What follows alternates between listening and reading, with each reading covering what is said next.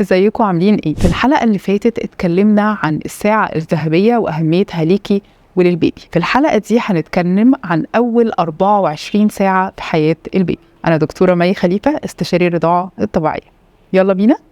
بعد ما دكتور الأطفال بيطمن على صحة الطفل جوه غرفة العمليات، غالبا الطفل بيسبقك على الأوضة تحت. بعد ما بتفوقي وبتنزلي على الأوضة، غالبا بتنزلي تلاقي الطفل نايم خالص. مش عايزاكي تقلقي، لأن الطفل بعد النشاط اللي بيكون فيه في أول ساعة اللي هي الساعة الذهبية تقريبا بيقعد في هذا النشاط من ساعة لساعتين.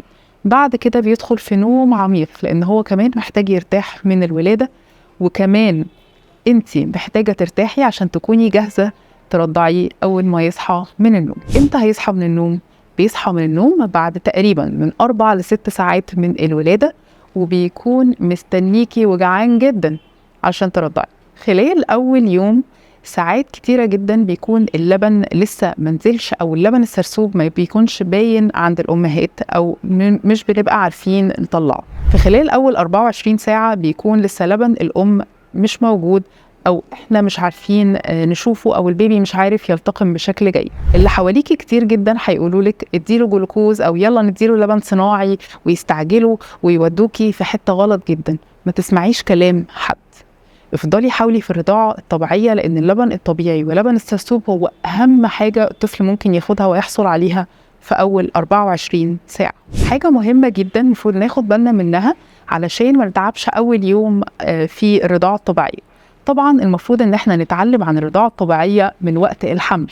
احنا وقت الحمل بيكون فاضي وبيكون مليان وقت، يعني احنا زهقانين فيه جدا، فممكن نسلي نفسنا ونتعلم عن الرضاعة الطبيعية.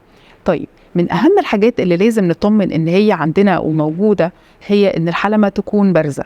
طيب، لو الحلمة مسطحة أو بتدخل لجوه، فإحنا محتاجين وقتها نبقى عارفين ومتكلمين مع استشاري رضاعة طبيعية علشان يساعدنا ويعرفنا نعمل إيه في أول يوم، وما نبقاش زي يعني مستعجلين ومتلهوجين إن إحنا مش عارفين نرضع بسبب إن في مشاكل في الحلمة. تاني حاجة هو إن إحنا بنحتاج نجيب كريم للحلمات، ويكون مناسب للطفل ان هو يرضع عليه. طيب، ده ليه؟ ده لانه الثدية والحلمات بتكون محتاجة للترطيب بالكريم ده علشان ما يحصلش عندنا تشققات مع الرضاعة في اول يوم.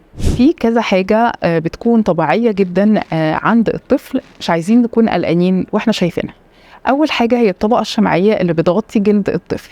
دي طبقة بتحمي جلد الطفل وبتحميه من أي عوامل خارجية، وكمان بتساعده إن هو ما يفقدش مية من جسمه. تاني حاجة هي إن لو إحنا لقينا إيده ورجله لونهم أزرق، ساعات أمهات كتيرة جدا يعني بتبقى مرعوبة وخايفة جدا، إزاي لونهم أزرق كده؟ عايزين نقولك إن هو بس سقعين وما تقلقيش عليه، ده فيه. في سؤال مهم جدا، ايه دور المستشفى في اول 24 ساعة من حياة البيبي؟ المستشفى ليها دور مهم جدا. اول حاجة دكتور الاطفال لما بيطمن على صحة الطفل.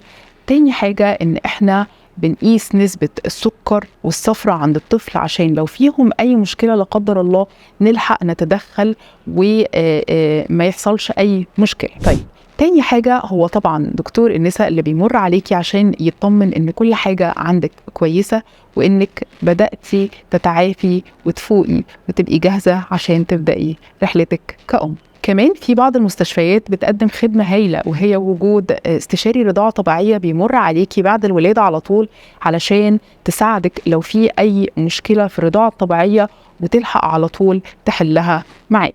وبكده نكون خلصنا حلقتنا. استنونا الحلقة الجاية.